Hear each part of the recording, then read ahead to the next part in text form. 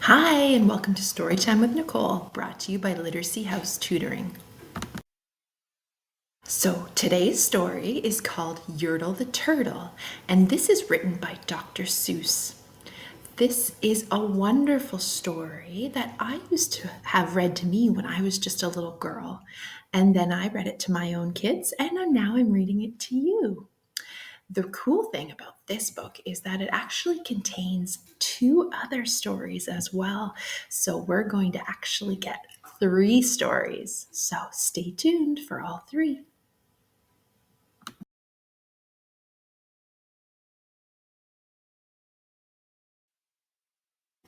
On the faraway island of Salamasong, Yertle the turtle was king of the pond. A nice little pond. It was clean, it was neat. The water was warm, there was plenty to eat. The turtles had everything turtles might need, and they were all happy, quite happy indeed. They were, until Yertle, the king of them all, decided the kingdom he ruled was too small. I'm ruler, said Yertle, of all that I see, but I don't see enough. That's the trouble with me. With this stone for a throne, I look down on my pond, but I cannot look down on the places beyond. This throne that I sit on is too low down. It ought to be higher, he said with a frown. If I could sit high, how much greater I'd be. What a king! I'd be the ruler of all I can see. So Yertle the Turtle King lifted his hand, and Yertle the Turtle King gave a command. He ordered 9 turtles to swim to his stone, and using these turtles, he built a new throne. He made each turtle stand on another one's back, and he piled them all up in a 9 turtle stack. And when Yertle climbed up, he sat down on the pile. What a wonderful view he could see most a mile. All mine, Yertle cried. Oh, the things I now rule. I'm the king of a cow. I'm the king of a mule. I'm the king of a house. And what's more beyond that, I'm a king of a blueberry bush and a cat. I'm Yertle the turtle, oh marvelous me, for I am the ruler of all that I see. Take a look at the faces of the other turtles. How do you think they're feeling, those turtles? And all through that morning he sat there up high, saying over and over, a great king am I, until long about noon when he heard a faint sigh. What's that? Snapped the king. And he looked down the stack, and he saw at the bottom a turtle named Mac, just part of his throne. And this plain little turtle looked up and he said, Beg your pardon, King Yertle.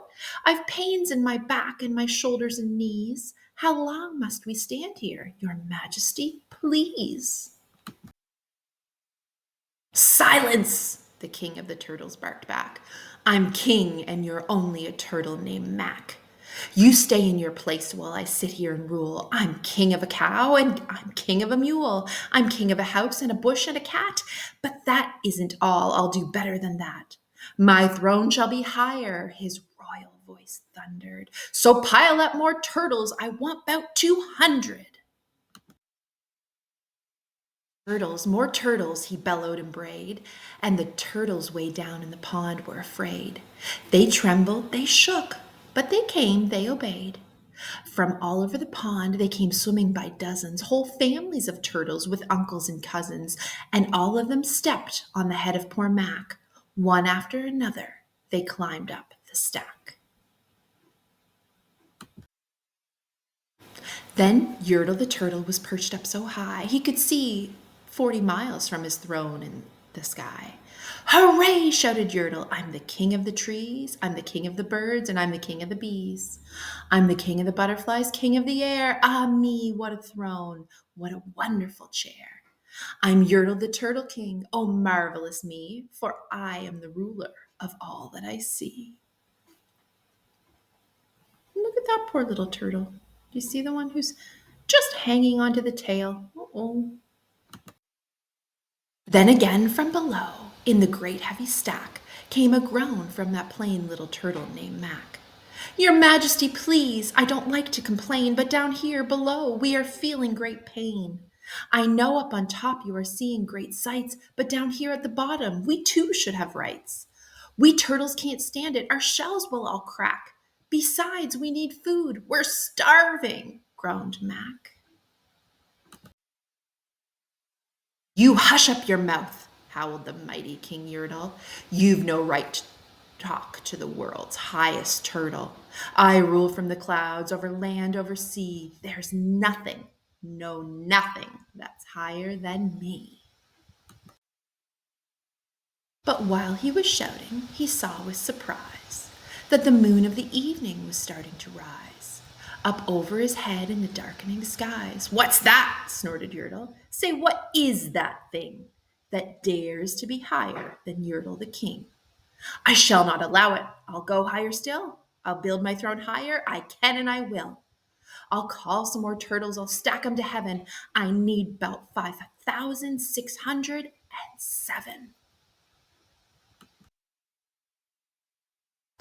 As Yertle the Turtle King lifted his hand and started to order and give the command, that plain little turtle below in the stack, that plain little turtle whose name was just Mac, decided he'd taken enough, and he had, and that plain little lad got a little bit mad, and that plain little Mac did a plain little thing. He burped, and his burp shook the throne of the king. And Yertle the Turtle, the king of the trees, the king of the air and the birds and the bees, the king of a house and a cow and a mule. Well, that was the end of the Turtle King's rule. For Yertle, the king of all Song, fell off his throne and fell plunk in the pond. Today, the great Yertle, that marvelous he, is king of the mud. That is all he can see. And the turtles, of course, all the turtles are free, as turtles and maybe all creatures should be. That was the end of our first story, Yertle the Turtle. I hope you enjoyed it. I love listening to that story about how Mac burped and then that pretty not mean king wasn't king anymore. Our next story is called Gertrude McFuzz. There once was a girl bird named Gertrude McFuzz, and she had the smallest plain tail there ever was. One droopy droop feather, that's all that she had, and oh, that one feather made Gertrude so sad. For there was another young bird that she knew, a fancy young birdie named Lola Lee Loo. And instead of one feather behind, she had two. Poor Gertrude, whenever she happened to spy Miss Lola Lee Loo flying by in the sky, she got very jealous. She frowned and she pouted. Then one day she got awfully mad and she shouted, "This just isn't fair. I have one, she has two. I must have a tail like Lola Lee Loo." So she flew to her uncle, a doctor named Dake, whose office was high in a tree by the lake. And she cried, "Uncle Doctor, oh please do you know of some kind of pill that will make my tail grow?" "Tut, tut," said the doctor, "such talk, how absurd! Your tail is just right for your kind of bird." Then Gertrude had tantrums. She raised such a din that finally her uncle, the doctor, gave in. And he told her just where she could find such a pill, on a pillberry vine at the top of the hill. "Oh, thank you," chirped Gertrude McFuzz, and she flew right straight to the hill where the pillberry grew. Yes, there was the vine, and as soon as she saw it, she plucked off a berry and started to gnaw it. It tasted quite awful, almost made her sick, but she wanted that tail, so she swallowed it quick. Then she felt something happen. She felt a small twitch, as if she'd been tapped down below by a switch. And Gertrude looked round, and she cheered. It was true, two feathers exactly like Lola Lee Loo. Then she got an idea. "I know what I'll do. I'll grow a tail better than Lola Lee Loo." These pills that grow feathers are working just fine, so she nibbled another one right off the vine. She felt a new twitch, and then Gertrude yelled, "Wee! Miss Lola has only just two. I have three. When Lola Lee Lou sees this beautiful stuff, she'll fall right down flat on her face, sure enough. I'll show her who's pretty, I certainly will. Why, I'll make my tail even prettier still." She snatched at those berries that grew on the vine. She gobbled down 4, 5, 6, 7, 8, 9. She didn't stop eating young Gertrude McFuzz till she'd eaten 3 dozen. That's all that there was. Then the feathers popped out with a zang, with a zing. They blossomed like flowers that bloom in the spring. All fit for a queen, what a sight to behold!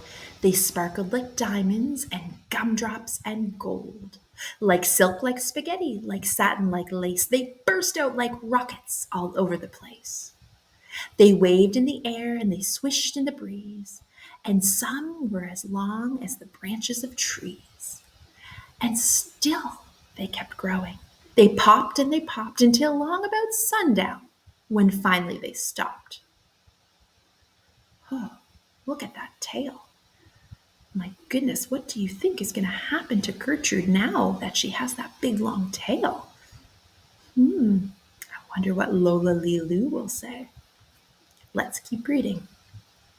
"And now," giggled Gertrude, "the next thing to do is to fly right straight home and show Lola Lee Lou. And when Lola sees these, why, her face will get red, and she'll let out a scream, and she'll fall right down dead." Then she spread out her wings to take off from the ground. But with all those feathers, she weighed 90 pound. She yanked and she pulled and she let out a squawk, but that bird couldn't fly, couldn't run, couldn't walk. And all through that night she was stuck on that hill, and Gertrude McFuzz might be stuck up there still, if her good Uncle Dake hadn't heard the girl yelp. He rushed to her rescue and brought along help. To lift Gertrude up almost broke all their beaks, and to fly her back home it took almost 2 weeks. And then it took almost another week more to pull out those feathers. My, Gertrude was sore. Finally, when all of the pulling was done, Gertrude behind her again just had one.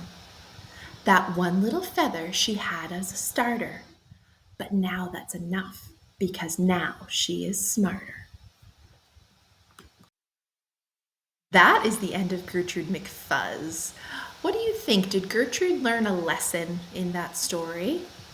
Certainly seems like she did. Maybe better to just accept herself the way she is than try to look like someone else. Okay, our final story for today is called The Big Brag. Let's get started. The rabbit felt mighty important that day, on top of the hill in the sun where he lay. He felt so important up there on that hill that he started in bragging, as animals will, and he boasted out loud as he threw out his chest. "Of all of the beasts in the world, I'm the best. On land and on sea, even up in the sky, no animal lives who is better than I." "What's that?" growled a voice that was terribly gruff. "Now, why do you say such ridiculous stuff?" The rabbit looked down and he saw a big bear. "I'm the best of the beasts," said the bear, "and so there." "You're not," snapped the rabbit. "I'm better than you." "Pooh," the bear snorted. "Again I say pooh. You talk mighty big, Mr. Rabbit, that's true. But how can you prove it? Just what can you do?" Thought the rabbit. "Now what can I do?" He thought and he thought. Then he finally said, "Mr. Bear, do you see these 2 ears on my head? My ears are so keen and so sharp and so fine, no ears in the world can hear farther than mine." The bear grunted. He looked at each ear. "You say they are good," said the bear with a sneer. "But how do I know just how far they can hear?" I'll prove, said the rabbit. My ears are the best. You sit there and watch me. I'll prove by a test. Then he stiffened his ears till they both stood up high and pointed straight up to the blue of the sky. He stretched his ears open as wide as he could. Shh! I am listening, he said as he stood. He listened so hard that he started to sweat, and the fur on his ears and his forehead got wet. For 7 long minutes he stood, then he stirred, and he said to the bear, Do you know what I heard? Do you see that far mountain? It's 90 miles off. There's a fly on that mountain. I just heard him cough. Now the cough of a fly, sir, is quite hard to hear when it's 90 miles off, but I heard it quite clear. So you see, bragged the rabbit, it's perfectly true that my ears are the best, so I'm better than you. The bear for a moment just sulked as he sat, for he knew that his ears couldn't hear things like that. This rabbit, he thought, made a fool out of me. Now I've got to prove that I'm better than he. So he said to the rabbit, You hear pretty well. You can hear 90 miles, but how far can you smell?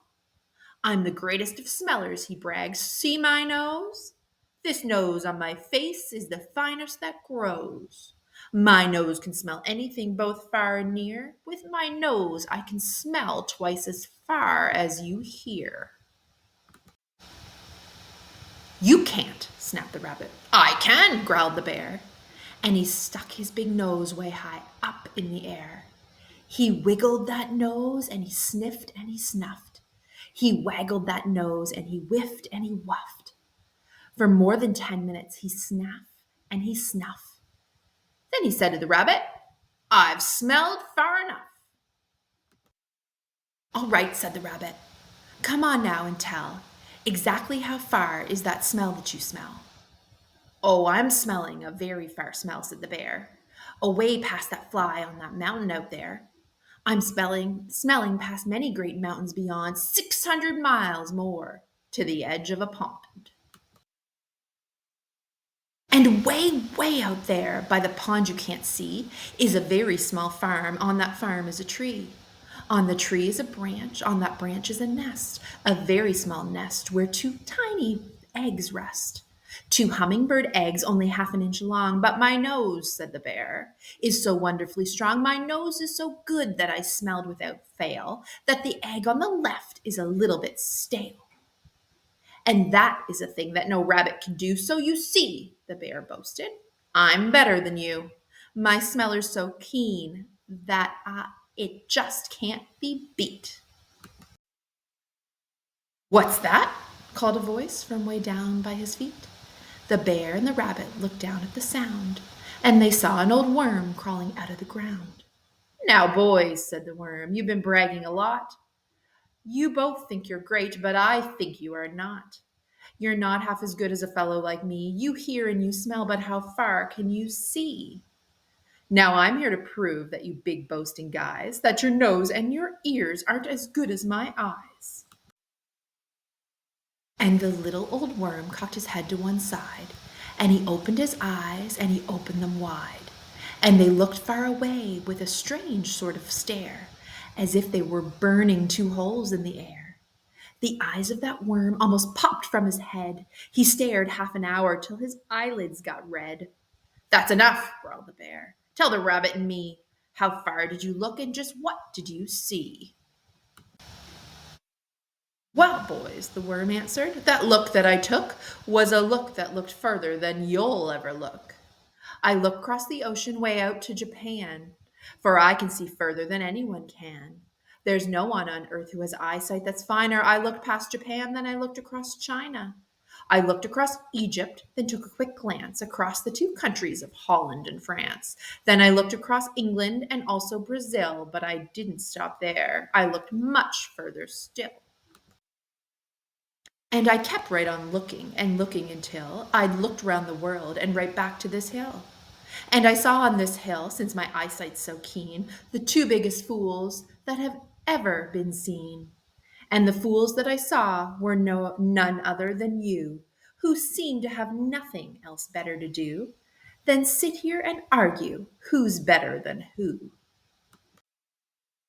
Then the little old worm gave his head a small jerk, and he dived in his hole and went back to work.